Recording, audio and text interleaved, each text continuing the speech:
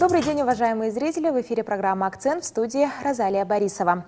Все жители республики в скором времени смогут забыть о том, что такое бумажный лист нетрудоспособности. Медицинские учреждения перейдут на электронный вариант документа. Чем он отличается от традиционного, какие есть преимущества и когда жители смогут оценить нововведение, сегодня нам расскажет начальник отдела страхования на случай временной нетрудоспособности и в связи с материнством регионального отделения Фонда социального страхования России по Республике Саха-Якутия Надежда Гоголева. Надежда Руслановна, здравствуйте. Здравствуйте. Надежда Гоголева окончила медицинский институт ЕГУ в 1995 году. До 2004 года работала врачом-хирургом в поликлинике Якутского научного центра. С 2016 года назначена начальником отдела страхования на случай временной нетрудоспособности и в связи с материнством. Для начала давайте разберемся, что такое электронный лист нетрудоспособности и чем он отличается от традиционного бумажного варианта. Электронный листок нетрудоспособности – это по сути своей обычный больничный лист, просто он оформляется в электронном виде. Функции у него сохраняются те же самые, что и у бумажного больничного листа. Ну, например, юридическая функция. Он будет являться подтверждением того, что работник законно, обоснованно по медицинским показаниям не посещает свое рабочее место. Или, например, финансовая функция. Оформление электронного листка нетрудоспособности послужит для работодателя основанием для того, чтобы начислить пособие своему работнику. При том, что функции у ЛН, как мы его называем сокращенно, остаются прежние, схожие с бумажным, у него имеется все-таки ряд преимуществ. Во-первых, для медицинских работников. Конечно, сократится время, которое врач потратил бы на оформление бумажного листка. В своей информационной системе медицинской ему достаточно будет нажать несколько кнопок, одну-две, и уже будет электронный листок сформирован. Во-вторых, для пациента. Пациенту не нужно будет постоянно носить с собой бумажный листок нетрудоспособности. Он уже не будет бояться, что потеряет его или испортит его каким-то образом. Да. И для работодателя, конечно, он тоже в информационной системе, ему будет достаточно заполнить несколько граф, ну, допустим, сумма заработка за расчетный период, страховой стаж своего работника указать, и все расчеты будут производиться автоматически. Плюс пациент сможет в личном кабинете на портале госуслуг смотреть, каким образом ему были произведены расчеты по этому. Сроки, да, в какие сроки. Он сможет следить историю всех своих листков нетрудоспособности. То есть это очень удобно. А все больницы смогут перейти на эту систему? И все ли готовы перейти? Вообще нововведения вот эти утверждены федеральным законом, они вступят в законную силу с 1 июля этого года. И, конечно, мы понимаем, что любые нововведения – это очень большая, кропотливая работа. Поэтому фонд, как главный координатор этих мероприятий, принял такое решение, что вот эти нововведения будут начинаться планомерно по всей России. То есть не сразу во всех медорганизациях, а нам было предложено выбрать несколько медицинских организаций, которые будут оформлять ЛН, и несколько работодателей-страхователей, работникам которых будут выдаваться эти ЛН, оформляться на них, и работодатели будут производить начисления уже в информационной системе.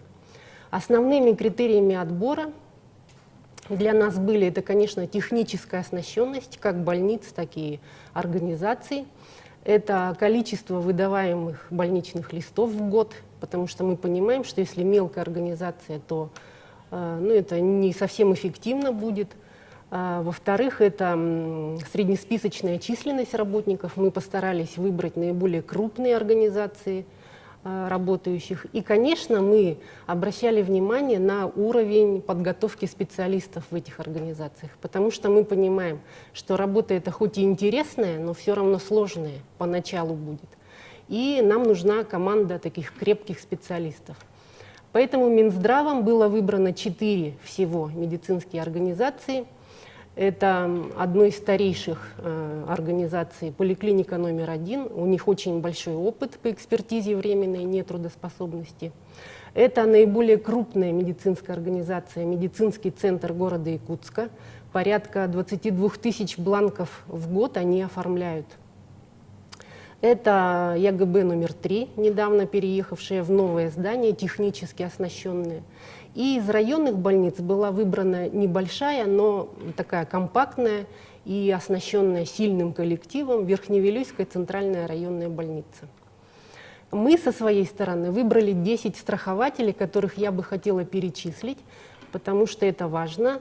Это аэропорт Якутск, это Якутская УГМС, гидрометслужба, это Алмазы Анабара, АО «Саха-Транснефтегаз» и наши постоянные партнеры, медицинские организации, вот те же самые поликлиника номер 1, ЯГБ-3, Верхневилюйская ЦРБ, медицинский центр города Якутска и еще 2 медицинские организации, городская клиническая больница и Национальный центр медицины, РБ номер 1. То есть работникам этих организаций смогут быть оформлены электронные листки в тех организациях медицинских, 4, которых я назвала. А вот все ли больницы и страхователи будут отказываться в одночасье от бумажных вариантов? Конечно, нет. И бумажный листок, и электронный листок нетрудоспособности, они одинаково будут иметь юридическую силу. То есть гражданин сможет выбрать, в каком виде ему можно оформить листок. И, может быть, ему удобнее в бумажном виде, да. а кому-то, может быть, в электронном. И потом мы понимаем, что еще не везде у нас имеется бесперебойная интернет-связь. А в данном случае она очень важна, потому что вся информация будет передаваться по интернету. А вот в течение скольки времени мы, скорее всего, идем к тому, что полностью все-таки откажемся от бумажного варианта этого документа, и есть какая-то дорожная карта? Дорожная карта сейчас фондом разрабатывается. Вообще надо сказать, что фондом в пилотном варианте уже в 3 регионах Российской Федерации электронные листки были запущены. Вот именно благодаря их опыту работы с 1 июля вот и внедряется по всей России этот проект. Ну, я думаю, что это работа не только фонда, но и Министерства связи, правительство республики, я думаю, тоже должно будет подключиться к этой работе. Ну, я даже не могу сказать прогноз, через сколько лет мы полностью откажемся, но судя по тому, как вот сейчас уже развиваются электронные документы, ну, не знаю, даже, может быть, 5-летка, как мы привыкли вот измерять 5-летками, да? И будем надеяться. Хорошо. Зачем вот оформлять лист нетрудоспособности сейчас, когда можно вот взять обычный бумажный лист? Ну, вообще основная цель, одна из основных целей все-таки этого проекта – это все-таки переход наш на электронный документооборот. Мы должны постепенно отказываться от ведения документов в бумажном виде. Во-первых, это очень удобно. С нашими скоростями, с нашей постоянной нехваткой времени очень удобно вести все свои дела в электронном виде. Вот вспомните, например, как раньше приходилось оформлять тот же загранпаспорт.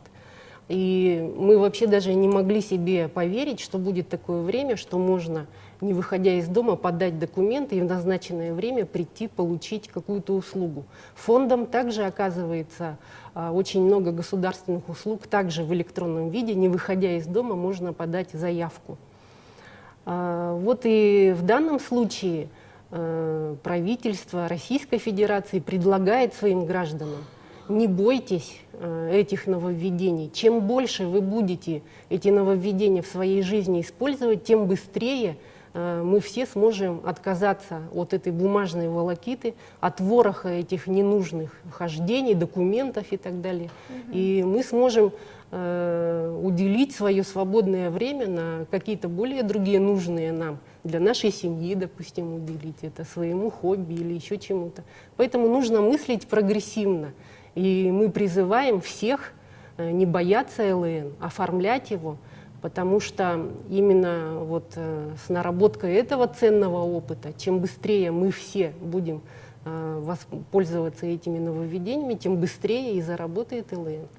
Это будет очень удобно. Ну и самое главное, когда уже можно будет оформить электронный листок? Итак, электронный листок нетрудоспособности можно будет оформить уже с 1 июля этого года, но пока только в 4 организациях, которые я озвучила ранее, и пока работникам только тех 10 организаций, которые тоже были озвучены. Но планируется, что до конца года мы постепенно подключим все медорганизации к этому проекту и будем увеличивать количество страхователей. То есть я думаю, что все жители республики, по самым смелым нашим прогнозам, да, к концу года уже смогут на себе испытать ЛН. Что ж, Надежда Руслановна, спасибо вам за беседу. Спасибо большое. Это была программа «Акцент». Спасибо за внимание и до встречи в эфире.